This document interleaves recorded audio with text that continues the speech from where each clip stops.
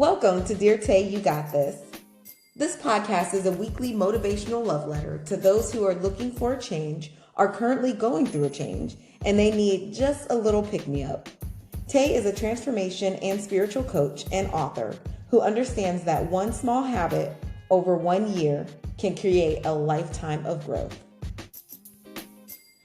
First, we will talk about our topic, and at the end of each episode, I will do a Trinity. The Trinity is a brag, gratitude, and desire. If you'd like to share your wins, questions, and Trinity, please call or text 330-552-7234 to be featured on the podcast. I love hearing about your success and how you are transforming. To learn more about your host, visit her Instagram page, Phoenix of Change.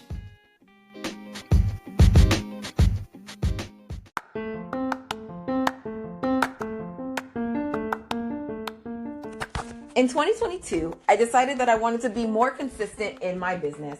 And one of the ways that I thought to do that was to grow my TikTok following. Now, at the time, I was making videos, but I didn't feel like they were reaching the audience that I was looking for. So what did I do? I needed to have a catch. So my catch was doing sock videos. And basically what that means is I got on TikTok every morning. I uploaded a video saying, hey, these are my socks for the day, my motivational speech, and then showed everyone my socks. Surprisingly enough, I ended up having over 230 plus pair of socks. And trust me, the collection is still extensive. Now, the 230 pairs grows every single day, every single week, every single month. But I can tell you that one of the places that I ended up getting socks from was Chakra Wonders. When I went on their website, not only did I see that they had socks, but I also saw that they had artwork, mugs, hats, and even some books. It is such a great place to go to, especially if you're looking for something that is going to... What I love about Chakra Wonders is that it's an organization that provides products and accessories to those interested in astrology, metaphysics, and self-healing practices. Their mission is to build a resort-style facility structured around modern and advanced holistic and naturopathic therapies for physical and spiritual healing. When you make a purchase, you are helping them build a holistic sanctuary for wellness and renewal. Go to chakrawonders.com and use coupon code DEARTAY to receive 15% off your purchase. That is chakrawonders.com. Chakra Wonders is an organization that provides products and accessories to those interested in astrology, metaphysics, and self-healing practices. Their mission is to build a resort-style facility structured around modern and advanced holistic and naturopathic therapies for physical and spiritual healing. When you make a purchase, you are helping them build a holistic sanctuary for wellness and renewal. Go to chakrawonders.com and use coupon code DEARTAY to receive 15% off your purchase. That's CHAKRAWONDERS.com.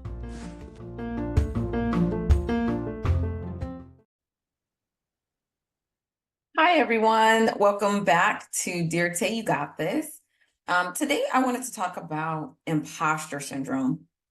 And this is something that has come up a lot within my personal life over the last 6 years that I've been a coach, when I've gone to my job, just in general. Imposter syndrome is something that a lot of people deal with, not just on a big scale, like, being the owner of a company or running a business, but it can also happen just in your regular life. Like if you decided to become a speaker or you just became a manager at the place that you work at or something like that. Imposter syndrome is something that affects a lot of people in a lot of different ways. And over the last 6 years or so, I would say this is something that I've dealt with a lot within my particular expertise, because one of the things that I did was in 2016, I started Desirable Phoenix, which at first was this way to really help women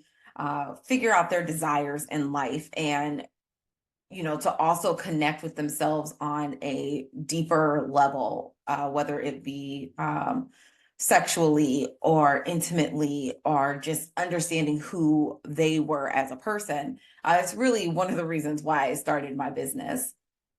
And then as I progressed, it got to change in a lot of different ways. And one of the ways that I decided was I was going to become a trauma release guide.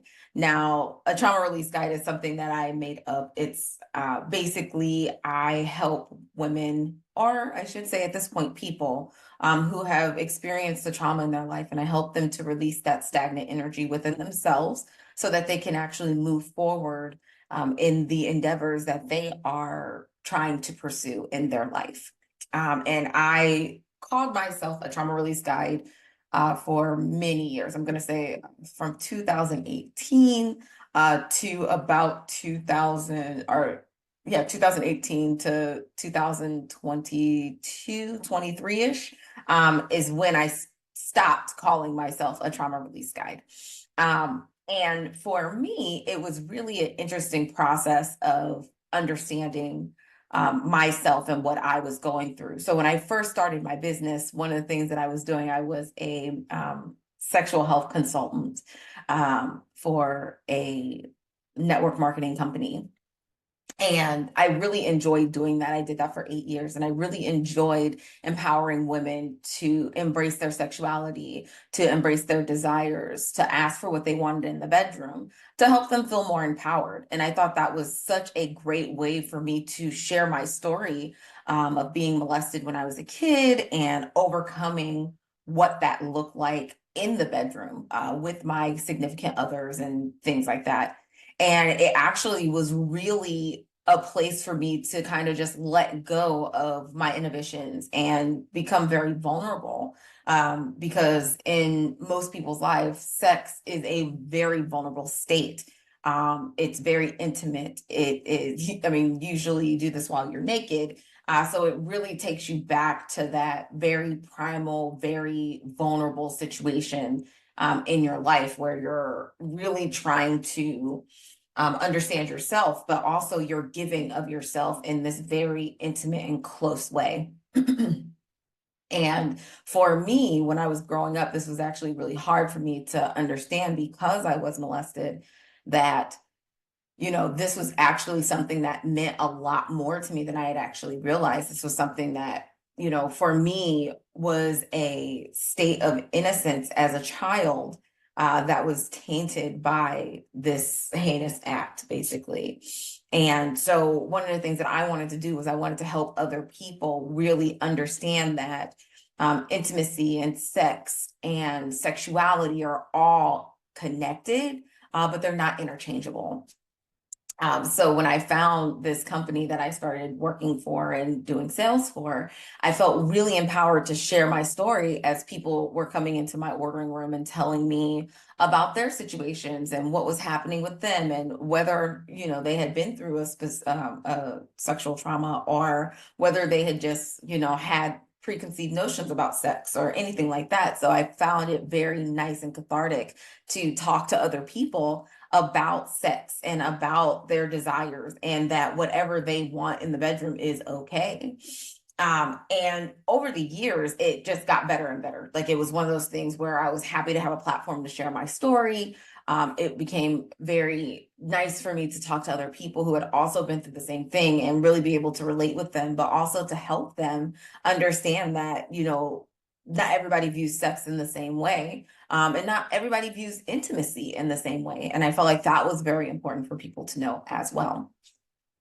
So you want to fast forward to like probably about 2018, which is where I really, well, actually, we're going to fast forward to 2016, where I really started to embrace like what I was doing in my healing realm, like really trying to understand who I was as a person who had been through this trauma and trying to figure out my life. Because at that time, my relationships were not where I wanted them to be. And, things were just a little hectic. Like at this point I was married.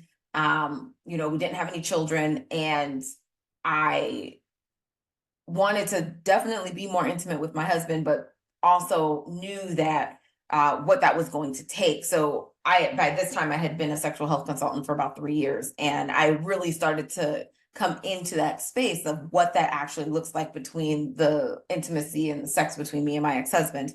And it was very interesting to find that I was still having struggles with the traumatic part of my life where I really had not overcame those struggles, that shame, that pain, that guilt that I had still bottled up within me regarding the sexual trauma that I experienced. And it was very interesting because as the years went on and I started to think about ways that I could actually overcome this trauma, I started to do pole fitness, which started to help me become more in touch with my body. And I did yoga previously, and that also helped me to connect really with my body, to really understand what it was that I needed and who I was.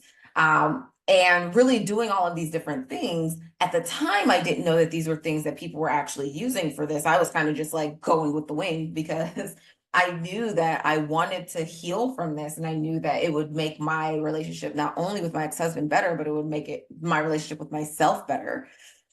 So in 2018, about 2018, well, let's backtrack. In 2017, I write about this in my first book, where in August of 2017, I came home. I had a really rough day. Things just were not going right.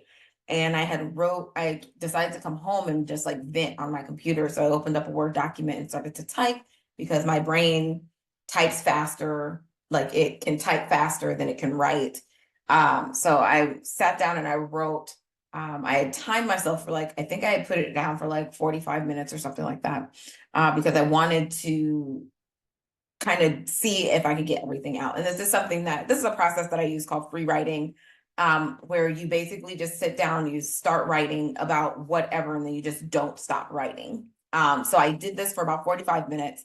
And by the time I got about 8 minutes in or so, I started typing out all of these feelings that I was having about my trauma and about how I hadn't healed, and the things that were really bothering me about the healing process, and about why I wasn't healing, and why, I was still struggling with certain aspects of sex and individuality and intimacy and vulnerability, why those things were still bothering me.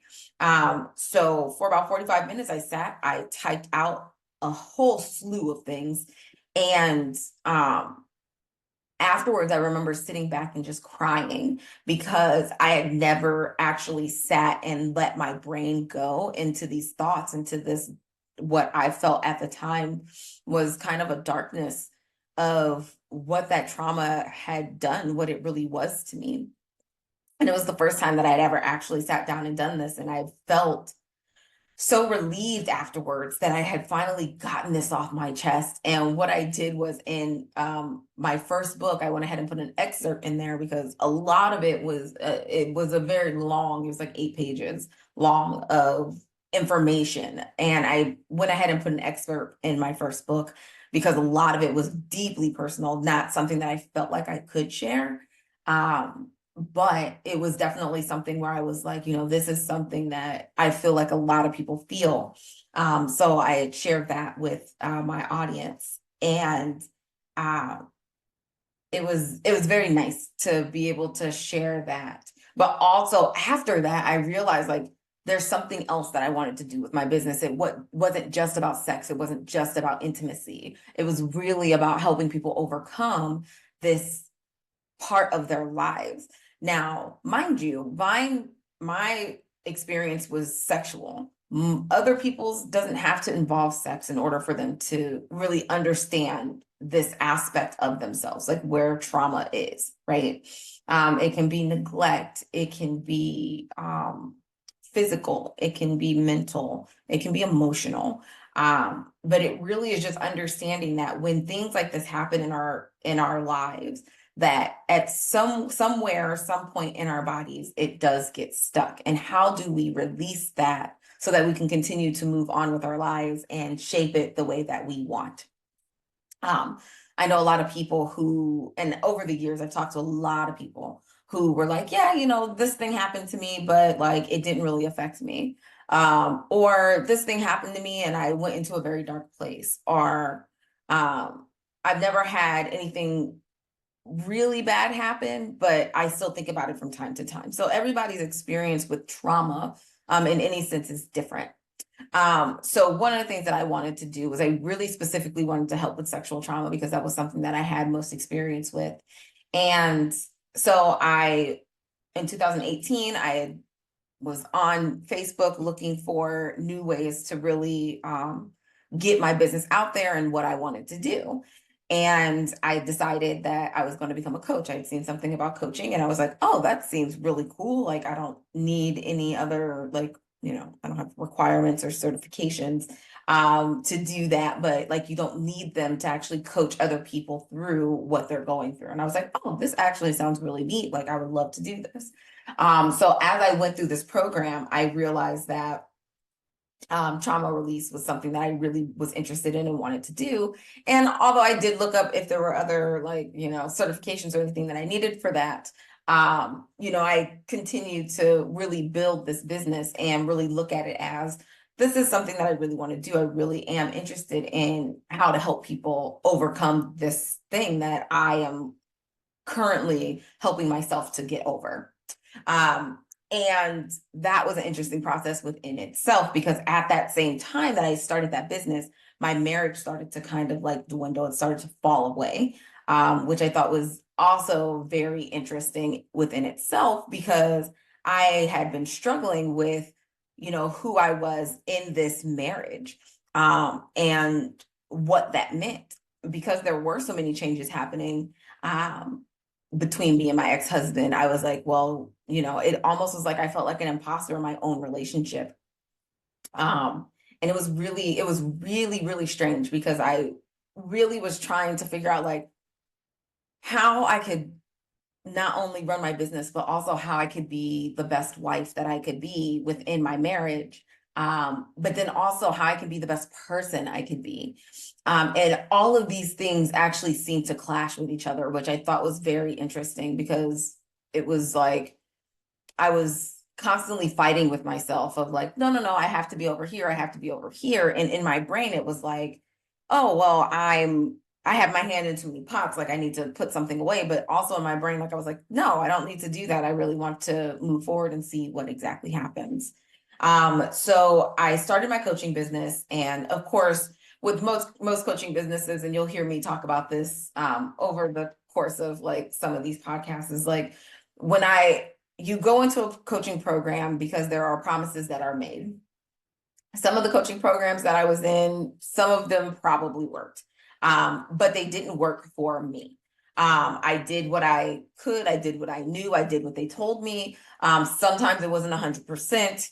Sometimes it was only like 70% and like got some success. But for the most part, the promises that were made within these particular realms were not my success story. Okay. And just like anything, like if you do certain things, like, yes, you may get some results, but sometimes that's not exactly the case, and that's okay.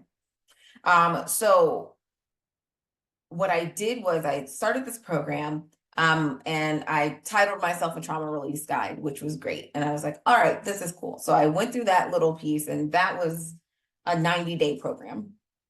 I met some really interesting people, talked with the coach. She was lovely. And I really just was like, okay, so I'm going to go with this. And what ended up happening was like, I continued to go with it, and I couldn't find my footing. It was like, almost like, I felt like I was off with the marketing. I felt like my message might've been off. Like, people knew what I did, but a whole bunch of people knew what I did. At this time I was running ads, and I had a Facebook group, and I was doing everything that I felt like I needed to be doing. But at the same time, I still felt like something was missing. Like, this obviously isn't something that I felt like I wasn't supposed to be doing this, if that makes sense.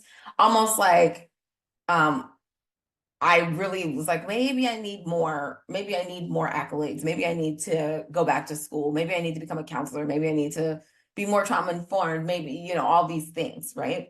And what I did before this podcast was I looked up imposter syndrome, and imposter syndrome was coined, or I should say the imposter phenomenon was coined in 1978 by Suzanne Imes, PhD, and Pauline Rose Clance, PhD. And they were the ones who had identified the imposter phenomenon. And basically, they, in this excerpt that I read, it said that the imposter syndrome is a behavior health phenomenon where you have self-doubt of intellect, skills, or accomplishments among high-achieving individuals. And it's basically this idea that you need more in order to fit into this group. And as I was saying, like, I felt this way not only in my marriage, but I felt this way in my business, something that I had grew myself. And I thought this was very interesting because I was like, okay, yeah, like maybe I do have imposter syndrome because I feel like I don't have enough experience and actual experience, whether it be with coaching, whether it be, with counseling, with trauma-informed care, like anything like that. And I felt like I just about basically just like everybody in this world felt like I had no idea what the hell I was doing. So I started having issues within my marriage, and I had to put my business down for a little bit because I was like, I can't do this and that at the same time. I have to figure things out. So then I went ahead and, as I stated in other podcasts, I went ahead and got a book called Journaling the Chakras. I did a chakra alignment. And with that, I started to really understand myself more. Even though I had bought this book to try to figure out like what I can do within my marriage, I figured out myself more. I started to understand myself, what I wanted, what I needed in life, and things like that. And it really started to change my perspective of what I was doing in general. So fast forward to probably like end of 2021, beginning of 2022, I had gotten to another coaching program because this coaching program was talking about how I can scale my business and I can make all this money and all of these things, which is something that I was really looking at the time. My ex-husband was gone by this point. The divorce was finalized, and I was looking for a way to really get my trauma business out there. And one of the ways that this coach was doing it was by doing online summits. And I thought that was a great fucking idea. It was fantastic. I was like, yes, this is exactly what I need. Really want to do this because it brings people together. It helps me become an expert and all of these things that they told me that it did. Now, mind you, this was in 2022. I was very much like, yes, let me go ahead and get things together. Let me do everything that I can to really put my business out there, to really get these people together who are doing trauma-informed coaching and have all of these resources in one space. And it took, as we went through this course, the course was, I don't think it was a year long. No, actually, I think it was probably about a year, 6 months to a year long. And the process of setting up the summit was like 14, 16 weeks, which in essence is like about 4 months. And we got everything together on the front end, and then they were like, all right, now we have to get ready for the summit. So for 4 months, I lived, breathed, like talked about, sang about, dreamed about this summit and what it was going to look like. It got to the point where when my partners would come over, like that's what I'd be working on. I had a guy who wanted to see me once. He came over to my house while I was working on the email campaign. Like I was literally doing everything by myself for this summit. I created the graphics in Canva. I did all of the interviews. I edited all the interviews and put them I used Canva as well. Look, this is not an ad for Canva, but Canva is pretty dope. I put all the information in Canva to make the videos. I did the graphics for the opening. I did the thumbnails for all the videos. I literally everything, all of the web page and everything. Like I set all of that up. All the hosting, all the emails I did.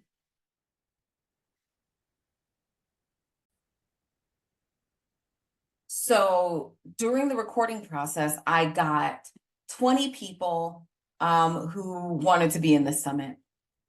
And all of them ranged from like people who had experience with trauma, and that was all of their experience for their coaching, to people who did EMDR, who were licensed social workers, licensed therapists, counselors, things like that. And these people were from all over the world.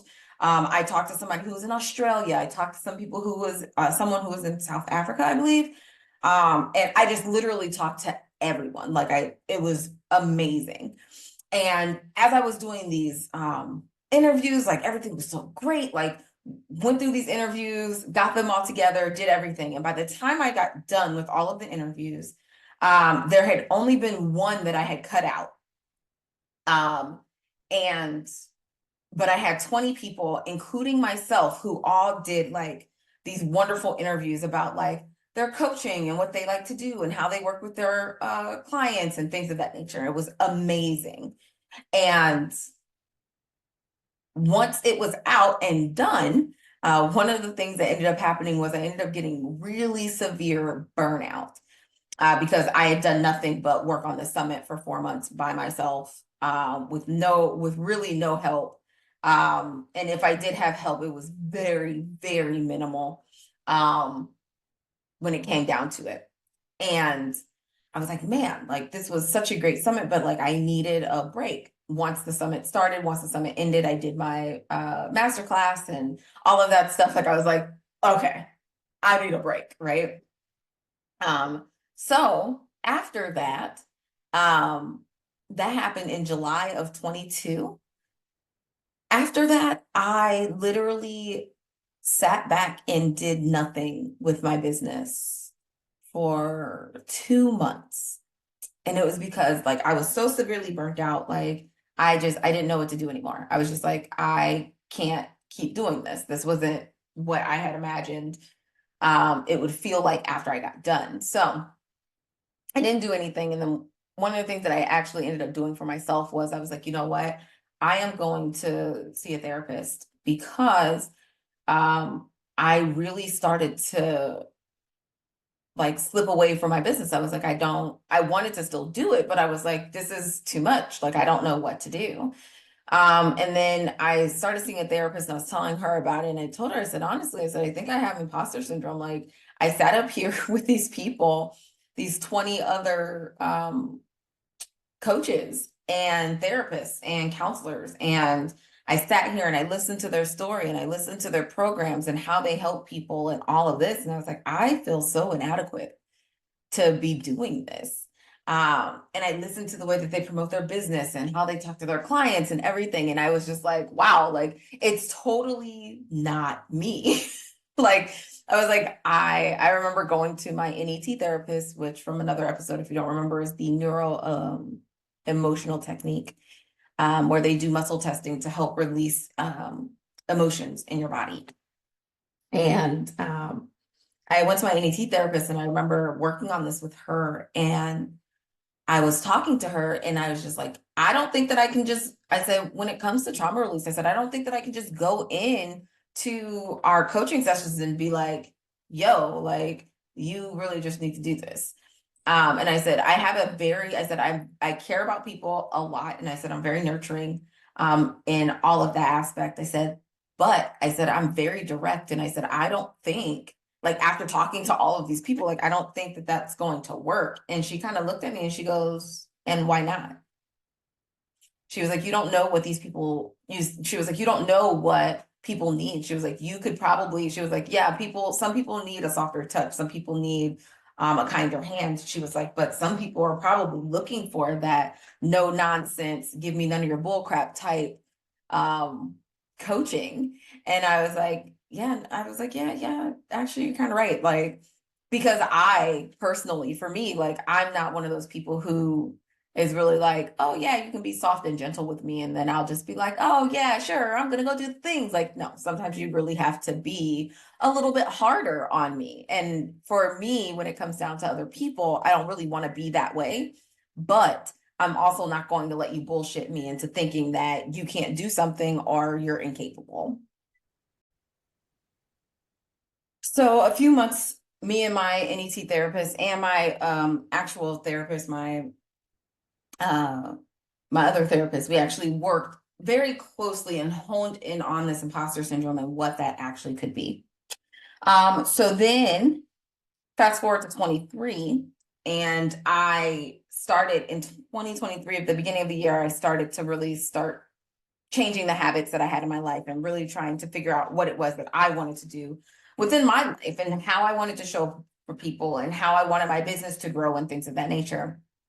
And I will tell you, over the last 6 years, I've had so many thought processes on what that would look like, how that was supposed to be, and everything. But I think what really hit me was in August of 23 when I was talking to my best friend and we were talking about what it was that I really wanted to do. And she came away from the conversation and basically was just like, sounds like you need to write another book, because there had been so many changes up to that point that I was kind of just like, yeah, no, you're right. Yeah, I think I should write another book about my experience and what that looks like and all of that wonderfulness. So I'm currently in the midst of writing that book. But one of the things that I've noticed over the last year and a half is this idea of imposter syndrome. And if it really is just this idea of, we doubt our skills and our intellect and our accomplishments when we're going through things, or if it could be something more. And I only say that because I was driving home while thinking about this. And I was like, imposter syndrome it's actually a really interesting and funny thing, right? Because you think like, oh yeah, I'm going through this thing. I'm trying to really accomplish these goals within my business. For me, it was a trauma release guide. And I felt like I was out of place. I felt like I didn't have the skills. I didn't have the accomplishments, although I had helped people with trauma release before over the years that I had been doing it. It was one of those things where I was just like, well, these people have like all of these clients and they're charging this much money and they're doing this and they're doing that and yada, yada, yada, yada, yada, yada, yada, right? And I basically like kind of talked myself into this idea that I didn't belong. And I felt like when I was driving and I was thinking about this, it was almost like that had been something that had always been, right? We think about these little things that we do in our lives, whether it's working or going to school or hang out with friends or hanging out with a new group. And we all have this sense of imposter syndrome and what that looks like and what that feels like, because we're just like, well, we don't belong, right? And I remember many times in my life where I was like, wow, like this isn't my space. But I never understood why it felt that way. And when I thought about imposter syndrome, I thought about it in that way. Like, this really is basically like I'm in this space that I've just like inserted myself into. And I've met other people in that space, and I realized that we're not alike. We are not the same. And I was like, I wonder if that's what really imposter syndrome is. Like, yes, it's this this thing that comes with like behaviors and your thought processes and your skills and things of that nature. But also, what if in reality, I'm just not supposed to be in this space? And it was something that I just, again, when I'm just like most people, when you're driving, when you're in the shower, like your best ideas and thought processes come from that area, right? And I'm not saying that this is one of the best ideas or thought processes that I've had, but it did definitely make me kind of look at imposter syndrome in a different way, especially since now I'm in this space of doing podcasting. I'm not a podcaster, but I like to talk, right? But at the same time, I'm actually coming here and I'm sharing things. And some people are like, yeah, no, that actually resonates with me very, very well from this perspective, and getting to understand what that looks like for other people. So I started thinking about when I finally came into the idea that I was going to change my business now from trauma release. And do I still offer that? Absolutely. But that wasn't going to be my focus anymore. My focus now is transformational and spiritual coaching. And the reason why for me is because it feels more right to me.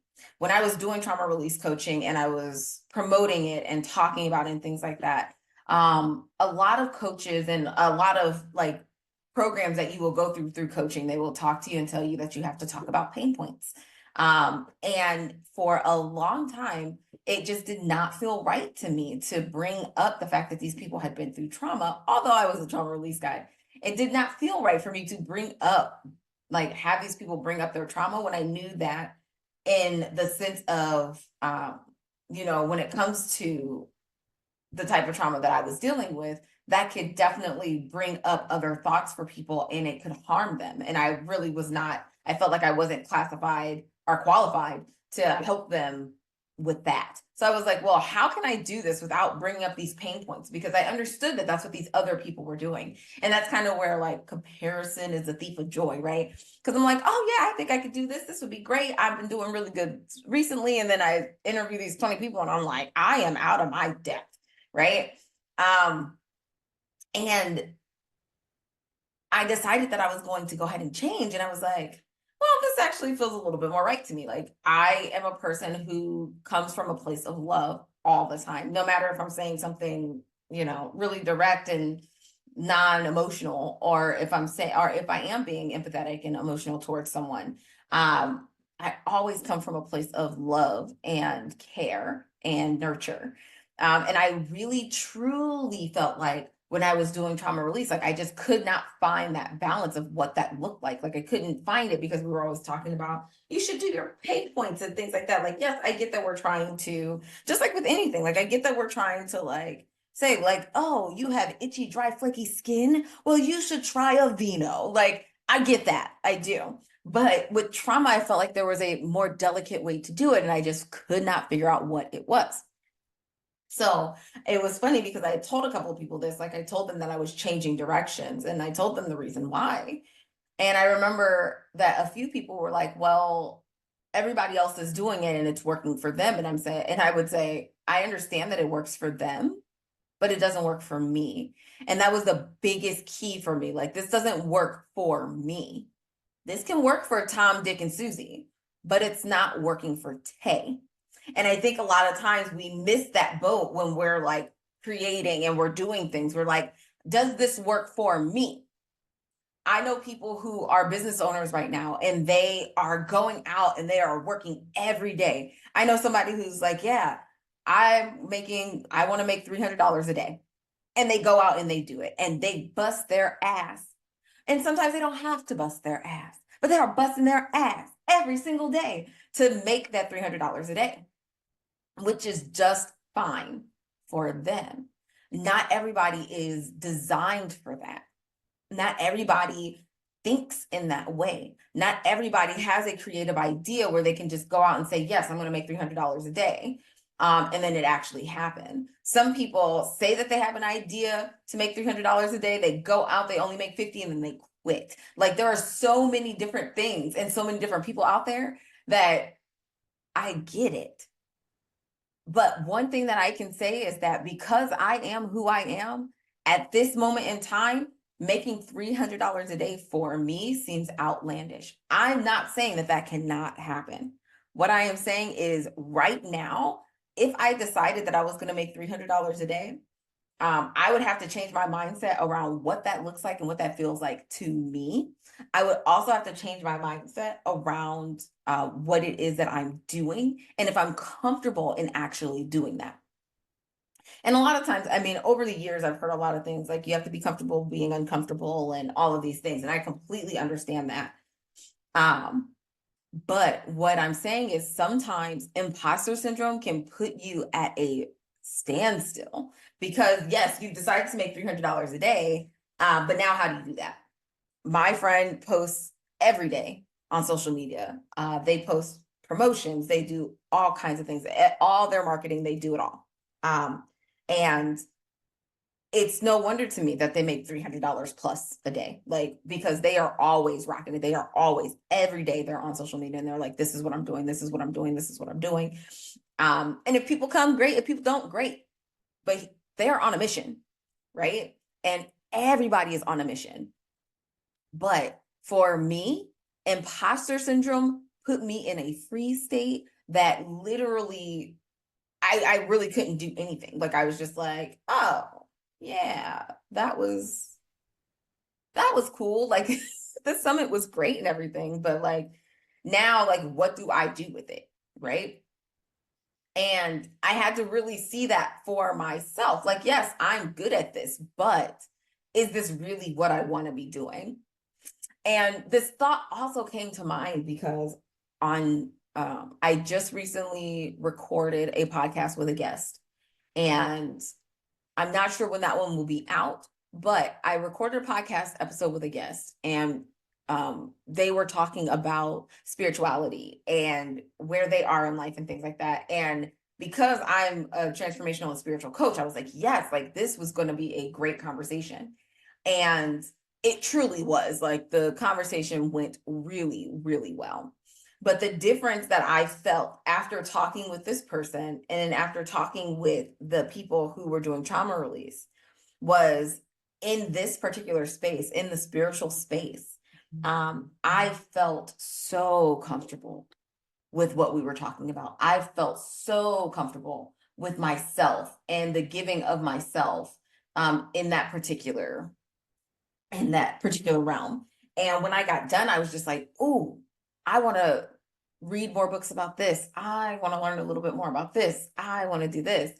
Instead of being like, "God, I feel like I can't help anybody because I'm not qualified in trauma informed care. I'm not a psychiatrist. I don't have the degrees. I don't have the PhD behind my name. I don't have this. I don't have that." Right?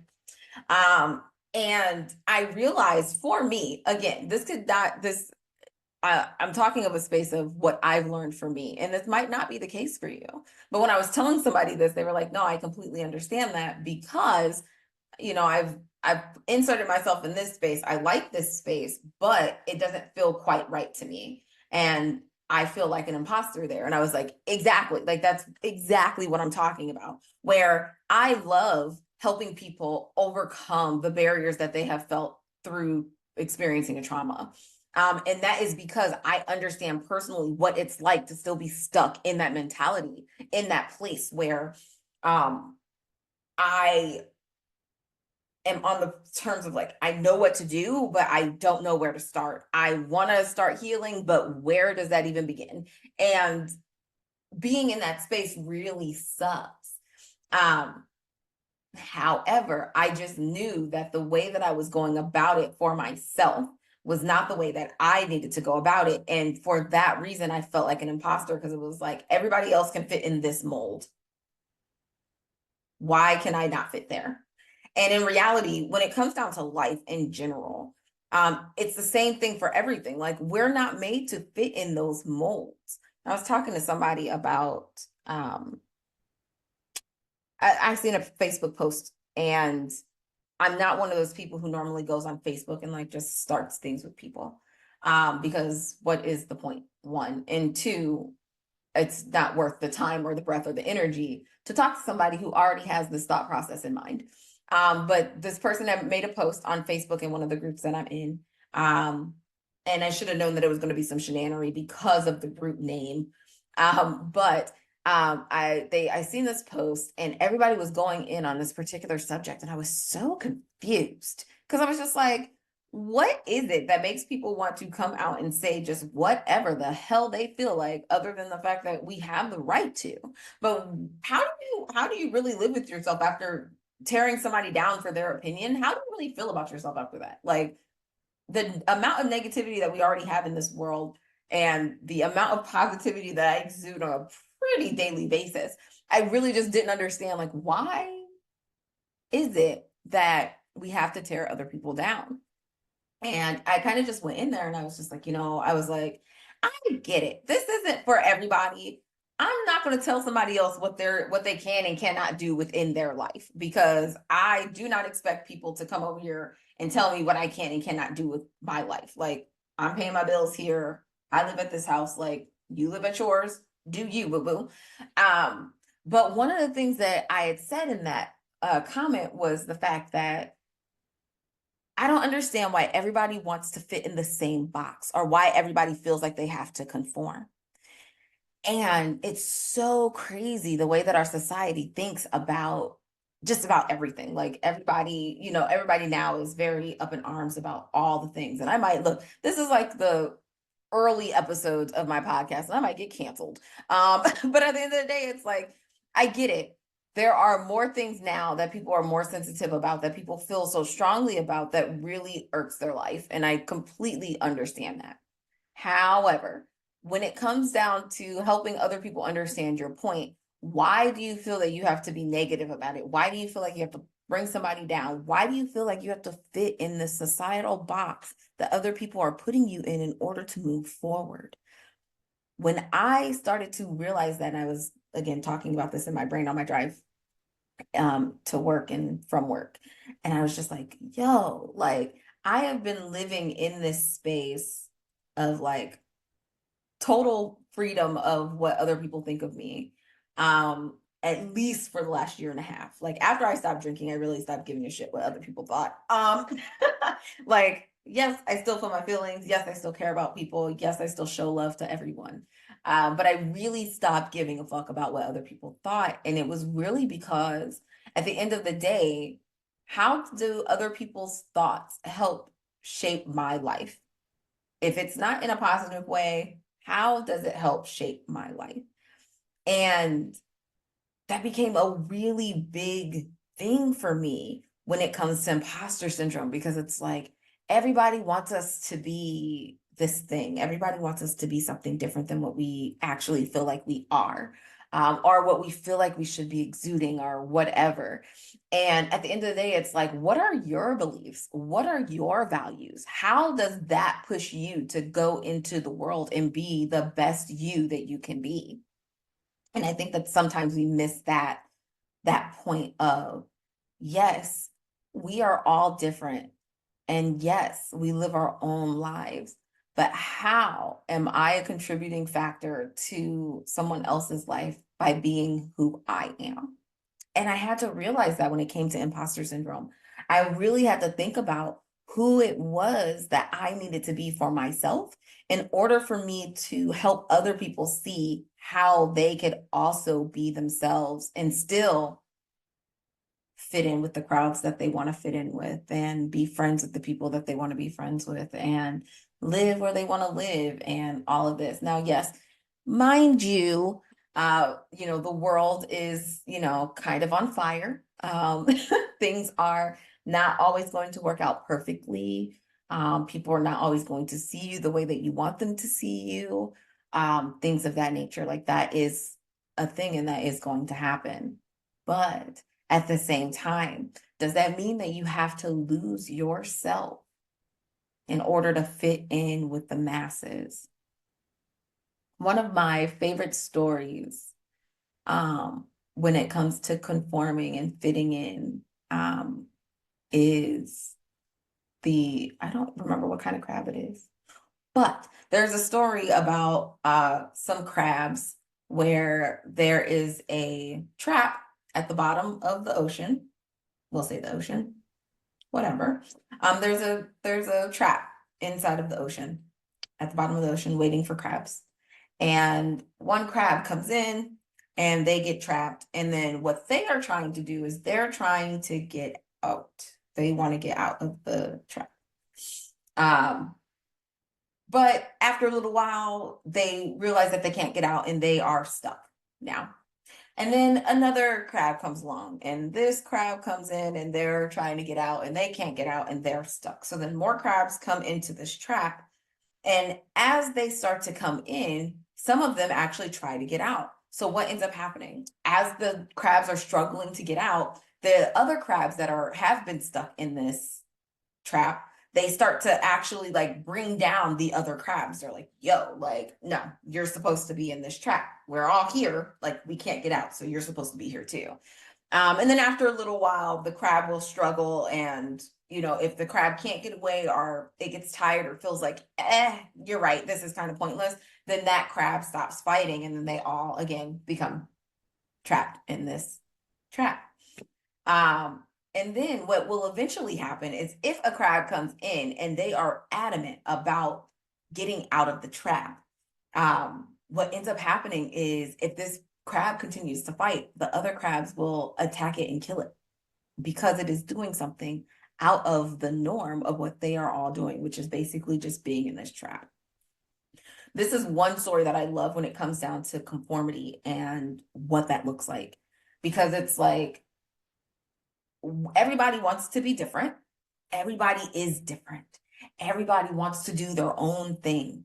However, the ideals of society and what that looks like and how people should act and what they should do and things like that, like for obvious reasons, we don't want to go out hurting people and things of that nature, like obviously, right? But when it comes to other things, like people just want to be who they are. And everybody has a problem with that. Not everybody. That's a wide generalization. But there are people who have a problem with how different other people are, or how they live their lives, or how they do their job, or anything like that. And the funny thing is, everybody literally has this sense of something's not right here, for whatever reason. And again, it could be this imposter syndrome where you've gone into this new place and you're like, oh, okay, well, I don't know. I'm not sure if this is my space, but I'm going to be here for a little while. I was a trauma release guide for, I'm going to say like 6 years before I realized like, this probably is not where my energy lies. This is probably not what I'm supposed to be doing. Not quite. I wouldn't quite say that it was like quite the wrong ladder or it wasn't quite the right ladder against the wrong wall. But it was definitely one of those situations where I was just like, this doesn't feel good to me about what I'm doing, how I'm doing it. So how do I change it so that it does feel good to me?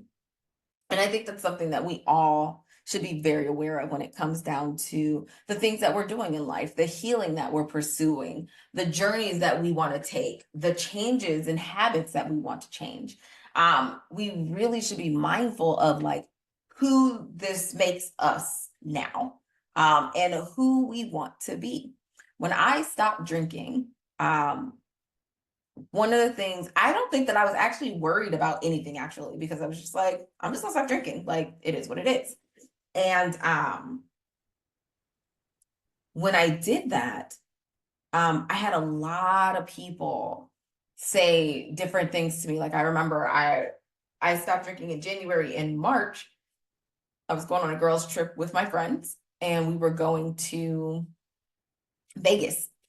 And I had a lot of people say, oh, are you going to be able to not drink when you go to Vegas? Are you going to be able to, I couldn't do that if I went to Vegas. I'd have to give up not drinking until like the month after or something. Like I just couldn't go there and not drink. And I thought it was really interesting for a couple of reasons. The first reason is I never asked you to not drink when you go to Vegas. Like, that's not what I asked you to do. But not only that, it was also like, okay, like maybe you don't want to stop drinking, but if somebody came to me and told me like, I want to lose weight, I'm not going to say, oh, well, I don't need to lose weight. What sense does that make? Like, why do you feel like that is something that you have to insert yourself into in order to make you feel good? Like, you could have just been like, oh, that's great, and then kept it moving. But instead, you're like, oh, I don't need to lose weight. I'm my ideal weight. This and that. No. And these kind of things also bring on imposter syndrome, because I definitely could have been like, oh, like, yeah, for me, like in this particular situation, it was just not drinking. And like, at the end of the day, it was like, well, I had a lot of people like, well, do you think you're better than us because you're not drinking anymore or stuff like that? And you're just like, no, like, these aren't the things that you think about when you're doing something for yourself. And I think that a lot of people sometimes take it as an offense, which is really weird. But it is what it is. But when it comes down to it, and it comes down to imposter syndrome and knowing who you are, and what you want to do, what's really important is taking yourself into consideration and really listening to your body and your intuition and your head and your heart, and really understanding, is this the place that I'm supposed to be in? Is this the right space for me. And I think that's super important when it comes down to understanding yourself and understanding imposter syndrome and how to really shift that energy. Because one of the things that I'm learning right now is that it is so easy, so very easy to get lost in what everybody else is doing, or to get caught up in what everybody else is doing, with the emotions of it, with the feelings of it, and all of that jazz. But sometimes you have to sit back and think to yourself, is it super important for me to lose myself in this particular situation just to become somebody that I don't think that I want to become? And I feel like that is a big, big thing when it comes to imposter syndrome. I was watching The Mindy Project, and no, I haven't seen it. So yes, you can talk all the crap about me because it's 2024 and the show is old. But I was watching the show, and Mindy's little brother wants to become a rapper. And it's not that he wants to just become a rapper, but he wants to do that on top of becoming a scientist. And Mindy kind of is like, I don't think that this is the best way for you to do this. Now, within the episode, little spoiler alert, within the episode, they do end up going to, the little brother ends up going to like a rap battle. And he asks his sister, because their female singer wasn't there or quit or whatever happened. And they asked Mindy to do the basically like the hook part of the song. So they go out on stage, and her little brother is out there, and he's like, yeah, like doing his rap, and he's like, oh yeah, da, da, da, da, da, right? And he looks like he is supposed to be there. He is like feeling it. He's doing things. He's like, yeah, this is where I belong.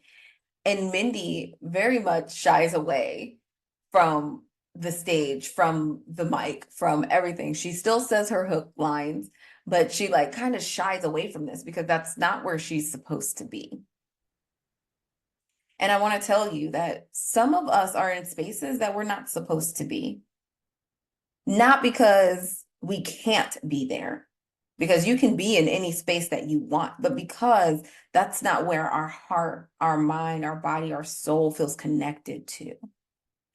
And for me, that speaks to me of imposter syndrome. And you may be able to relate, and you may not, and you may listen to this and be like, this is the last episode I'm listening to because you're talking crazy now. And I completely understand that. Completely understand that. But I want you to think about that the next time that you feel a sense of imposter syndrome, the next time you feel a sense of, I don't have enough skills or accomplishments. In real life, we all have the skills and accomplishments that we need to pursue the things that we're pursuing. We really do. But look back at yourself and think, is this really where I want to be? Or is this how I should be using my skills? Or is this how I want to be using my skills?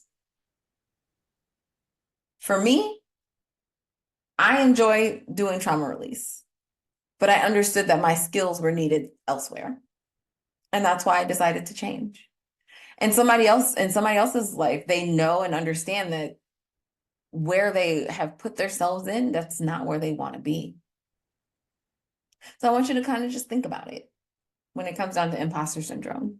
Yes, you may have this self-doubt of your skills and your accomplishments, but can these skills and accomplishments be used in a place where you don't feel out of place and you can still make an impact?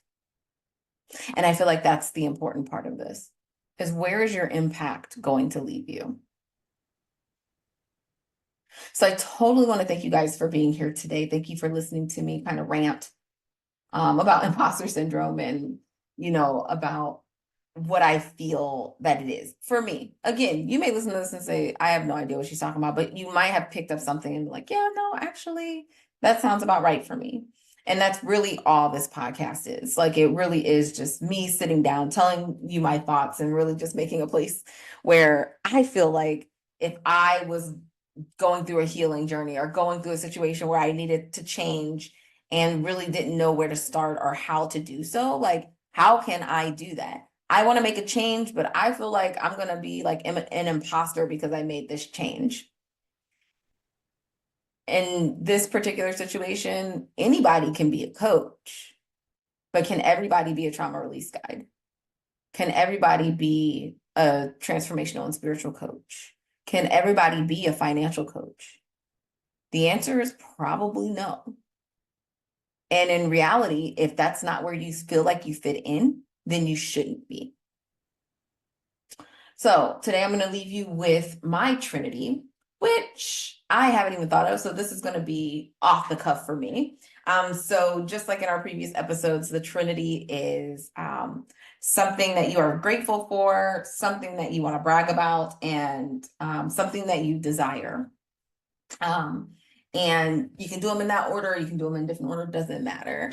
So today what I want to do is I want to brag about the fact that I decided on a Saturday to go ahead and start recording my podcast. Since I posted up my podcast on this here platform, I have not recorded a podcast. So that would be 3 weeks. I have not recorded a podcast. So I'm just going to brag about the fact that I actually got up this morning and had the intention of recording not one, but at least 2 podcasts today. And this is the first one of the 2 that I'll be recording today. So go me. Something that I am grateful for. I will say, and this is going to seem weird. I'm grateful for learning how to garden. And I say that because last year I decided that I was just going to garden because I wanted the outside of my house to look better. And in order for me to do that, I kind of had to go do the things. And so I cleaned up my yard, picked up the weeds, grew some wildflowers, like something that didn't take a whole lot of anything. And the day that I actually started this, I was actually very angry, and was like, yeah, no, I'm going to go out and I'm going to beat the ground. I'm going to dig up these weeds. I'm going to be angry and I'm going to do the things. And my yard ended up beautiful. And this year, I went ahead and started gardening, and I actually bought some basil and some sweet mint and some cilantro and some peppers. And I'm so happy to see that they're actually thriving. They're growing. They look so beautiful. And I'm grateful to be able to do that. I mean, herbs are just a little thing. Some people are like, yeah, herbs are easy. But these last few days, it's not even last few days, last week, it's been really hot. And we've had this really wonderful heat wave in Ohio. And I know the only thing that I've been thinking about is, oh gosh, are my plants going to make it? And it's really nice to really see that they are flourishing and growing. And I'm grateful for that. I'm grateful to be able to use a different skill that I've never had before to create something. And I think that's something to really look at and really think about. And a desire. This is a good one. I don't think I really have anything right now, but one of my desires at this moment, as we're talking about this, I was talking with my podcast guest when we were recording, and he gave his desire. And as I'm recording this podcast, I desire this podcast to reach exactly who it needs to reach, and for the growth of this podcast to be enormous. It would be so nice to have 10,000 downloads of this podcast. And I honestly have no idea how I'm going to get there. I don't even know what that looks like. I don't even know if that's good, honestly. But for me, it would really show me that people are really listening to my podcast or listening to what I'm saying. They like what I'm saying, things like that. And it will really just, I think for me, it'll just prove that what I've decided to start, which is this podcast, is something that is needed. So yeah, that's my desire. And I hope that you all decide that you want to share your desires with me, and what you're grateful for, and brag about yourself, because I would completely love that. Because I think that a lot of times we think that we have to sit back and listen to all of this negativity. And at the end of the day, like, I just want to hear good things. So even though it's in my outro, if you want to send me your Trinity, your brag, what you're grateful for, and your desire, shoot me a text message on our text line and voicemail line at 330-552-7234. You can also call in and leave a voicemail, and I will listen to that and share it on the podcast, because we all need a little bit more positivity in our lives. And oftentimes I don't have my own. So being able to share yours would be wonderful. I hope that you guys have a wonderful day, and I will see you guys next time.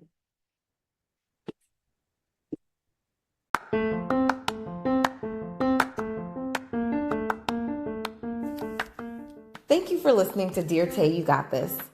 If you liked this podcast episode and found it helpful, please subscribe today and share this episode with a friend.